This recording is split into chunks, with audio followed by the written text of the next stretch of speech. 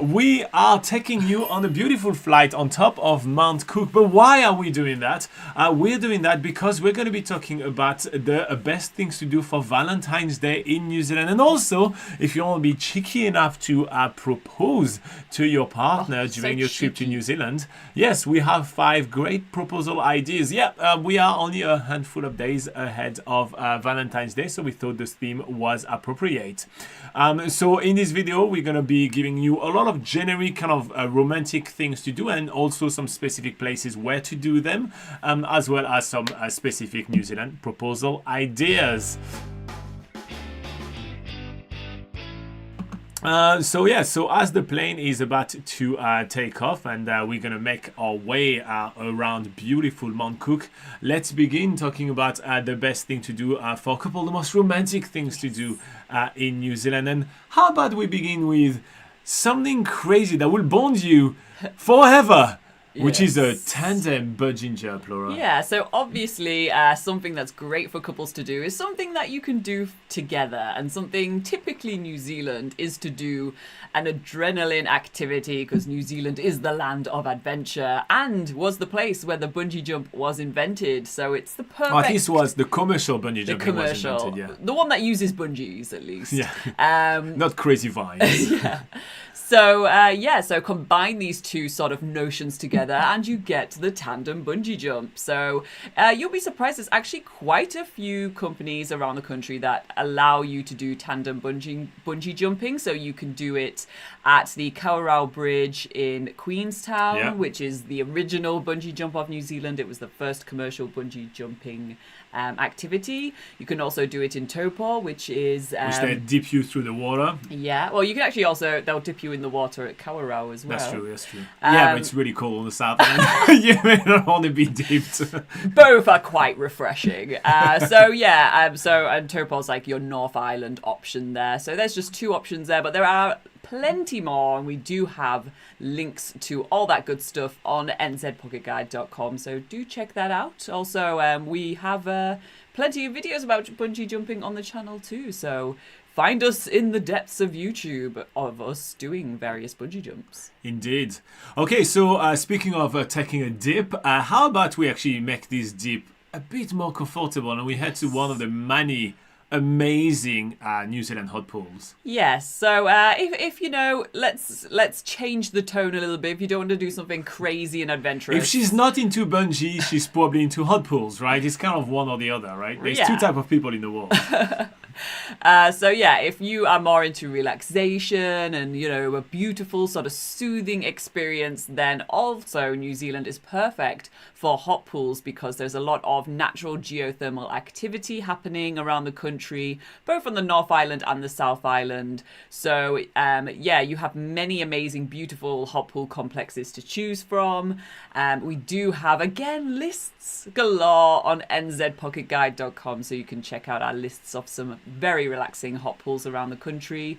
And there is a link to that article actually in the description of this video, so you can follow along with us and you can have access to all those lists as well. Yes. But some of the best hot pools in New Zealand include, for example, on the South Island, you have the Maruia hot pools, which are located right in the middle of the Southern Alps. Like literally, you are surrounded by the mountains, as it's like literally just off the road. Yes. It's quite amazing. On the North Island, you get some really awesome ones, such as Hell's Gate, which has also like mud pools and everything, which makes it like really exceptional and really fun. Any of the other ones that kind of come to your mind that you really do like? So the Waikiki hot pools, which are outside of Rotorua. So of course, Rotorua is really famous for its geothermal activity, and one of the sort of commercial hot pools that's really cool is Waikiki, and it's a bit cheaper than some of the other hot pools as well, but still really beautiful. And that's on the road between Rotorua and Te Pou. But you can also go to some, free natural hot springs where, if you don't mind getting your feet a little bit muddy here and there, roughing it up a bit, then the Kerosene Creek is a very famous one. Also on the road between Rotorua and Te Pou.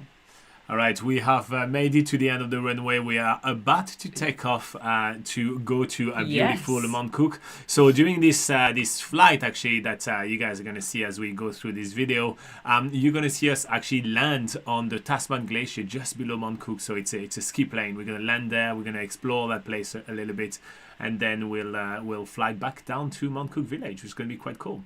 Anyway, so number 3 on the list, we have carving a greenstone necklace. So greenstone are also known as punamu here in New Zealand, and they are a very precious stone to the local indigenous people, which are the Maoris here. Yeah, so that's another reason why this makes a really good sort of unique and especially for New Zealand experience. It's a great Valentine's Day activity. Yeah. Exactly, yeah. So if you are on a trip in New Zealand during Valentine's Day or maybe for another romantic sort of occasion, then yeah, this is definitely like something that's especially designed for New Zealand. And speaking of designing, so there's many places around New Zealand where you can carve your own greenstone. So yeah, like Robin says, this stone is really significant to the local Maori culture.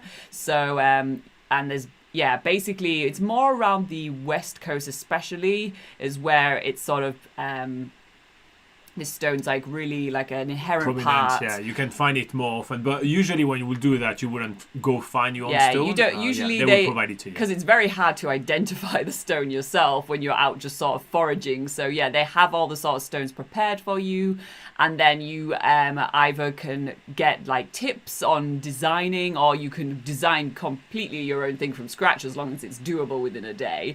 And it's just like a really relaxing experience as well, like sort of doing a really hands-on activity, but you know, you could also, it's not like hard work either, it's just sort of like just going with the flow, doing something it's really mellow, like you can do it within half a day or a day depending on how artistic is your tour guide, let's say. Sometimes you just kind of like really kind of relax hippie artists. Yeah, so a few sort of recommendations we can give, and also you can check out the videos of us doing this on YouTube. There is Bones and Stones in Hokitika. Yeah. So that is carving real greenstone, which will take you like a good sort of 5 hours or so.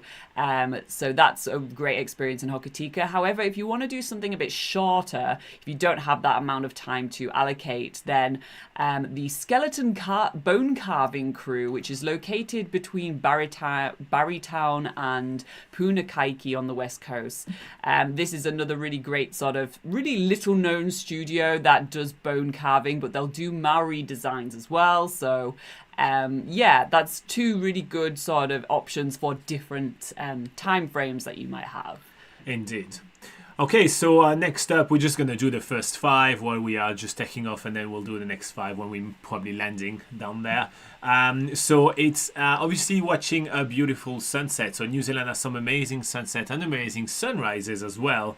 And there are some absolutely stunning beaches where you can go and experience that together. It's really quite a moment. Yeah, so obviously there's many amazing places to see the sunset, and it's more likely that you're just going to stumble upon a great sunset one evening. Most of the travel that happens around New Zealand is along the coastline. That's where most towns are located. A lot of the roads are located along the coasts as well. So there's usually little reason why you won't be sort of near the coast, which tends to be like one of the best places to see sunsets across the Pacific Ocean or the Tasman Sea.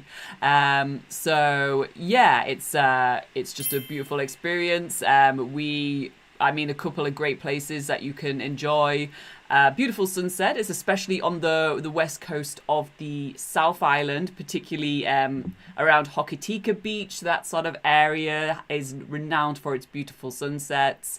Anywhere along the Taranaki coast is also very stunning. At the end of the day, just being on the west coast because that's where the sun sets is great.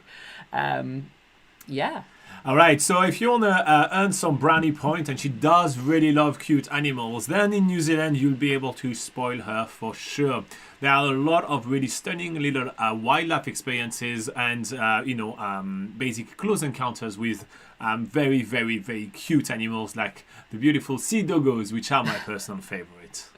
Yeah, so there's some many amazing wildlife experiences in New Zealand. So even if you are traveling around just doing a road trip, there are opportunities to hop out the car and check out seal colonies, for instance, on the coast of Kaikoura, also on the coast near Westport. It's particularly off Cape Foulwind. And to be fair, around the February time is when the seal pups are getting a bit more gregarious and are more like inquisitive or playful or anything like that. They're little, they're basically grown a little bigger, so they're actually some of the best times of the year to go see the colonies. Yeah, absolutely. So that's just one of the wildlife experiences. You can obviously, in talking about Kaikoura again, there's amazing whale swimming, not swimming, sorry, just whale watching cruises. There's also dolphin swimming. Watching whales from a scenic flight as well. There's dolphin swimming all around the country, actually. There's various different locations you can do that, from Tauranga all the way down to how far down south could you? Probably just Kaikoura is probably the most south you can go, or Akaroa. So any other wildlife experiences? I really like the gannet colonies, right? Like in Brewery in Auckland, for example. It's really cool to see the parents kind of interacting together. Like the gannets are basically some like seabirds, right? Which are kind of bonding together for life, and they kind of play with their necks together, and it's really cool. Yes. So that's very, very, very precious. Yeah, also, that reminds me of the Royal Albatross Centre over in Dunedin. Sending the nest together and everything. Yeah, really, I guess really that has the more romantic theme, like watching these seabirds that are, bonding for life is just like, oh, so romantic. Yeah. So, Dunedin's also a great place to see various different wildlife, from penguins, seals, sea lions. There's so much to see there. So, you are spoiled for choice in New Zealand. Indeed. All right, so we'll have 5 more coming super soon. So let's continue with some more romantic things to do for Valentine's Day in New Zealand. And New Zealand being a country of many kilometers of coastlines, how about going on a romantic cruise? Yes, there's definitely no lack of cruises or scenic boat trips in New Zealand. That's probably the one that most people do when they come to New Zealand is the cruise in Milford Sound, but there's also cruises in other fjords in the Fiordland National Park. There are beautiful cruises, particularly around Akaroa, where you can go sailing, you can even go jet boating. Don't even think about just one type of boat. There are many different types of boats you can take for your romantic cruise. So. Although I would say that jet boating is a bit less romantic. It's noisy and thrilling and all that. So I'd go for more for an actual cruise. Yes. But we talk a lot about coastline, and there is plenty, right? From Auckland all the way down to like in Stewart Island, you can do a lot of cruisings and everything. Yeah. But there is also lake cruising, and there's some really romantic ones to do. There's some sunset cruise on Lake Te Pou, for example, which are really cool. You get your nice little blanket, you get your drink, and you go see the beautiful carvings and all that. It's kind of really fun. So there is a lot of different cruising options around. Yeah. But we're going to stick with the water for a little bit, and this one will be a test for your relationship, and you'll know if you will stick together for life or not if you stick each other into a double kayak. This can turn funny, but yeah. So head into one of the kayaking tour and team up. Yes. So most kayaking tours, they will have, especially on the ocean, they'll have double kayaks because it's just easier to paddle. Like, you've got two people with the pedal power. Or the paddle if Laura's power. at the back, you only get one person to paddle, but that's fine. But also, yes, when you are in a double kayak, it obviously works out a lot smoother if you can work well together. So that means, paddling at the same time, making sure that you can turn corners together, all that good stuff. So it is a really good sort of test of how well you work together, test of all things. How well you communicate together. Yes, test of your relationship in general. So, like we say, there's many kayaking opportunities around the country, whether it's on lakes, rivers, on the ocean, around the coastline. Oh, there's just like so much to choose from. Again, in the link in the description below, there is yet another link to all the best kayak tours in New Zealand. So check that out. And as our plane is positioning itself for landing on the glacier, we're going to continue and talk about something which is not too far from Mount Cook, actually, Lake Te Pou. Te Pou, yes, sorry, Lake Te Pou. So Lake Te Pou is blossoming with lupins in it's blossoming November, December. But it's the blossoms are still there in late summer. Yes. And so that's kind of like your last window to be able to see the lupins by the lake. And those are those pictures that you've seen on many postcards and blogs and all this. Yeah, so obviously beautiful flowers are just associated with romance and Valentine's Day. It's like the classic Valentine's Day gift, although I wouldn't really I don't know if you could pick the flowers if you wanted to. Well, technically they are weeds, actually. It's a pest in New Zealand. But you do not want to travel around with these flowers, that's for sure. If you are responsible for spreading the blight that is lupins, then yeah, it's not a good thing. But just seeing these, they're here, they're in Lake Te Pou, with the background of turquoise waters of the lake, mountain in the background. It's just the whole setting itself is very beautiful, and there's a reason why there's so many wedding photos taken around. Yeah, it's probably one of the most like romantic setting for like couples photos. So if she or he is into photography, this is definitely the best place for them. So most people when they go to Lake Te Pou, they go to the Church of the Good Shepherd, which is like the main sort of tourist hotspot, but it's really quite crowded there because it has become really popular and famous over the years. However, there are actually some much nicer, quieter spots around the lake. So when you arrive in town, just heading sort of away from that one church, right? Take that photo of the church and just head away. Take a photo of the church and basically head, when facing the lake, head left and keep continuing down further past the lake, past the holiday park, and they will find some nice sort of quieter areas that still have lupins around, and it's just like a beautiful, more quieter setting. So that's just an extra tip there for if you wanted to sort of make it a bit more romantic. Yeah, because Laura is not meeting her words right here. It really does get really crowded. Like it's bus tours after bus tour after bus tours, and all of them are on board, off-boarding, so 20 to 40 people. And so you could have very easy like 200 people around that one area taking photos, and that sadly makes it a little less romantic. And there is a reason why you took them to New Zealand and not to Paris, because you wanted to avoid all the crowd and still want to make it romantic. So here's the tip. Okay, so next up, and speaking of something which is usually a bit smaller and a bit more intimate, how about visiting one of the many amazing wineries that we have in New Zealand and, do some wine tasting? Yeah, so New Zealand has many different wine regions, and, each one's more romantic than the other. So you've got Waiheke Island, which is just off the coast of Auckland, which has, I think, more than 20 different vineyards there. Not all of them are open for tastings, but a good chunk of them are. They have really beautiful cellar doors, some of them even elevated with amazing views, so you can just combine the experience with even having a romantic dinner together, that sort of thing. There's really some fantastic views paired with great wines on Waiheke Island. Of course, you can also go to Marlborough, which is the largest wine region in New Zealand, and they have just so many wineries to choose from. You can sort of combine the experience of doing sort of like a cycling tour or self-guided cycling tour, going between all the wineries and doing wine tastings in different places, or they do driving tours as well if you don't want to be hassled with the cycling around drunk. So yeah. Hassled with cycling drunk, just if you don't want to enjoy yourself. Yeah.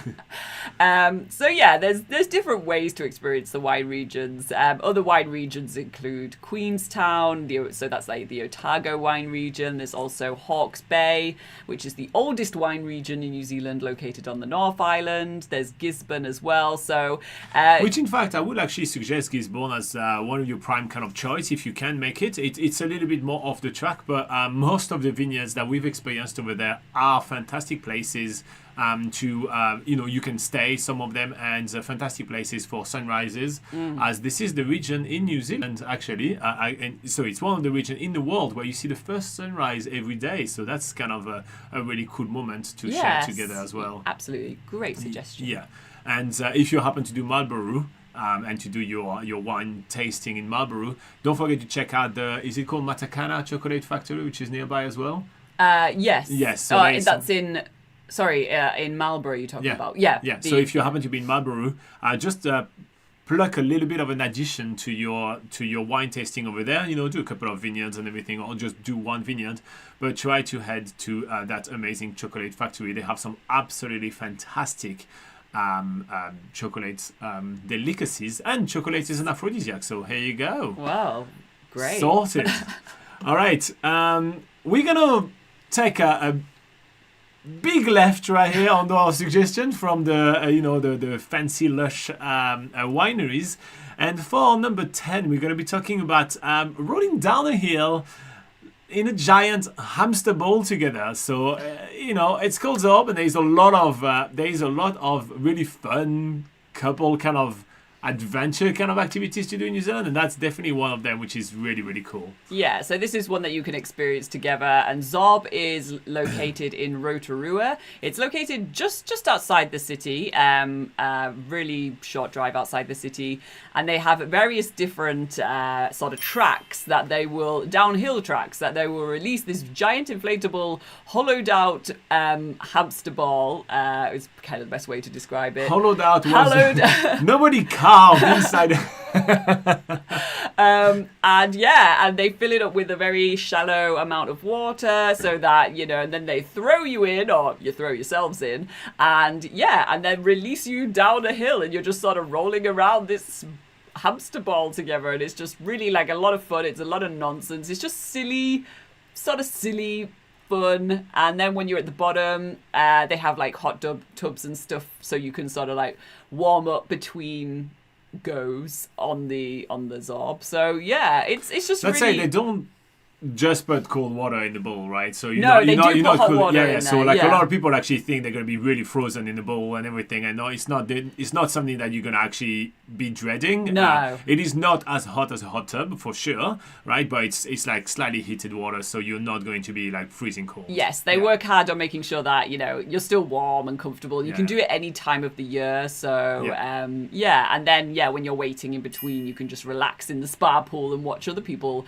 fly down the hill. So it's really fun. It's really different, and just one of those sort of unique experiences that you can have in New Zealand. And within the same vein of like those kind of things that you can be doing together as like kind of like adventure activities, like more like to do with couples. We're talking about bungees as well. Like there are some other things you can be doing depending on what your tastes are, right? Before we do another 5, right? Remember, you can do jet boats if you're really into these kind of things. You can do quad bikings. You can do like those kind of things are available for couples quite a lot. So do keep in mind that we're giving you like some samples of what there is, and on the article that we did put in the description of this video, we do have like full list of like ideas of things to do, or romantic things to do in Rotorua and everything.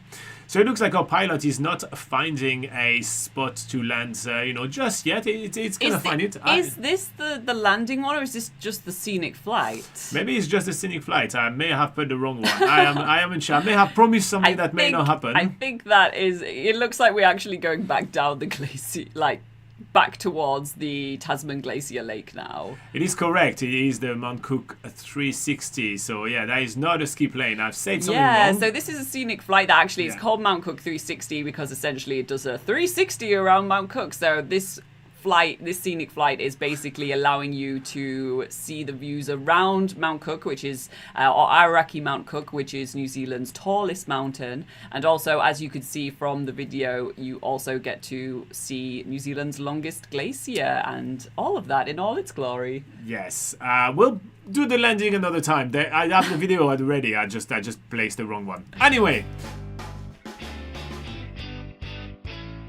We're going to be talking about 5 more romantic things to do in New Zealand for Valentine's Day. And at number 11, I'm just going to let Laura elaborate on that. I'm going to say, take her to the Love Potion Factory. I.e., a local brewery. So yeah, another thing that New Zealand does pretty well, or very well, in fact, is there's a lot of beer brewing here. So there's a lot of microbreweries that you can visit, and some people, you can just go there and do tastings, and you can get tasting trays or pair that up with a meal, or some breweries actually offer brewery tours, so you can learn about the beer making process, and that almost always ends with some beer tasting at the end. So there is a ton of different options you can do around New Zealand, and we do have various videos on this channel of us doing those various different experiences. So in the South Island in Wanaka, there's Beer Works Wanaka, which is a really good option, and that really is a micro brewery. If you want to go for something a bit larger scale, there's the Monteith's Brewery in Greymouth, or the Spates Brewery in Dunedin. They're sort of the two sort of more famous ones. And yeah, check out our videos here on YouTube of us doing those experiences. The Sunshine Brewery in Gisborne, speaking of Gisborne, is also a really good option. They don't really offer formal brewery tours, but we kind of just asked, and then they're just like, yeah, sure, come and have a look. So some places are like that. And then they did tasting trays that were maybe not really taster size. Full they beers, were here's like a tray large. of 5 full beers. So yeah, and they had some really creative beers as well. Yeah. So there's really a lot of different experiences. No matter where you're traveling in New Zealand, you're bound to find one that will suit your itinerary. So do take a look at different options around the country. And the drinking age in New Zealand is 18 years old. I just realised I didn't say it in the wine part. Yeah. Okay, so next up, I did hint at the fact that chocolate were an aphrodisiac. So here you go. How about you make your own sweet chocolate? Yeah, so there are actually sort of boutique chocolate factories in New Zealand that not only can you just go there and taste all their chocolate, because that's kind of usually the most fun thing to do with chocolate, is to just go taste it. But there are certain chocolate factories that do sort of small workshops that you can do and make your own chocolate for each other. So, for instance, the Seriously Good Chocolate Company, all the way down in Invercargill, does offer this experience. And we do have a video on this channel of us doing that experience. It is really a lot of fun, and you can make some really cute personalized chocolates for each other. And yeah, you also get to make quite a lot as well. It's not like you only go away with a small bag. I think we had bags and bags and bags of chocolate. So yeah, it's a great experience. And so it's just something a little different. Different from your usual, I guess, New Zealand experience. All right, so next up, unlucky number 13 on this list. How about you become the Prince Charming you ought to be by impressing her on a horse?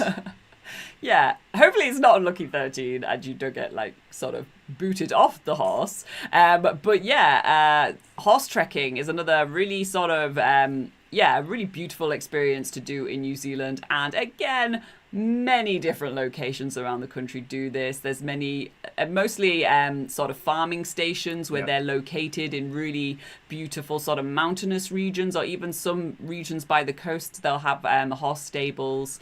And yeah, just sort of doing this experience together is really nice. And obviously, horses are beautiful creatures, very majestic, just adds to it's more of, I guess, sort of traditional romance. So yeah, it kind of goes with the theme, goes with the vibe, and lots of horse treks to choose from. Do check out nzpocketguide.com to check all the different ones out. Link in the description. Yes. Okay, number 14. How about you go see or swim with dolphins? Yeah.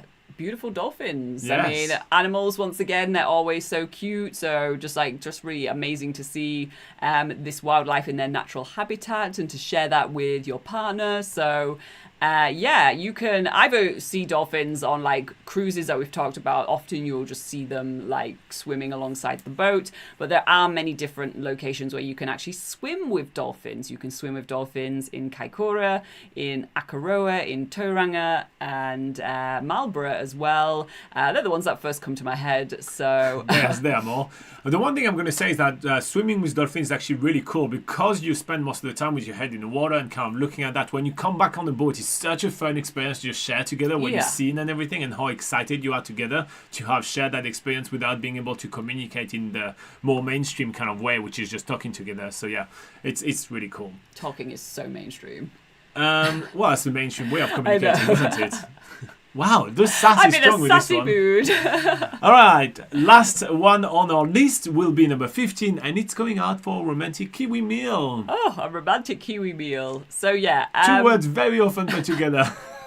Put beetroot on that burger, that makes it romantic. Yeah, so of course, New Zealand food on its own doesn't really scream romance, okay? It's like fish and chips. Maybe like, I don't know, I guess a hangy meal is more the sort of a cultural than a romantic experience. However, you can always put a romantic twist on these. So, you know, get your fish and chips takeaway and take it down to a beautiful setting on the beach, or go, you know, find a romantic setting to eat it in, down at the wharf, by the coast. Oh, there you go, romance added into your fish and chips experience. And there are plenty also of really high-end restaurants which offer like some really cool take on, you know, the local delicacies, which is really nice. There are also some really fun settings. We mentioned eating in beautiful wineries. There are some really stunning winery, both in Waiheke, Gisborne, Marlborough, all the places we were talking about. You know, so both restaurants with settings, wineries, but there is also one that I want to highlight just because it's kind of fun, and it's Zeeland, which is New Zealand's only tea plantation, and they have some really cool places to have kind of nice of a bit more like high tea, basically. Yeah, it's high really tea tasting. It's another really, like, it's the only tea plantation in New Zealand. So yeah, it's really different. All right, so that is 15. Next up, we'll talk about 5 ideas for proposals. So New Zealand proposal ideas. As we are going to be landing on Mount Cook Airport right now. So again, that is a Mount Cook 360 scenic flight that was on the landing on the glacier. I will play that next time, I promise, or one of the next time. Let's talk about 5 New Zealand proposal ideas. So we're going to go a little quicker right here because you want to obviously make it your own. But if you need a place to start with, let's go over doing a ski plane adventure, the thing I was supposed to play today. So it's really cool. You can take that plane, basically the ski plane that we're seeing right here, and it will land on the Tasman Glacier, which is New Zealand's longest glacier. You have a bit of time there. This is your time to get on your knees and beg her to stick with you forever, despite who you really are in the inside.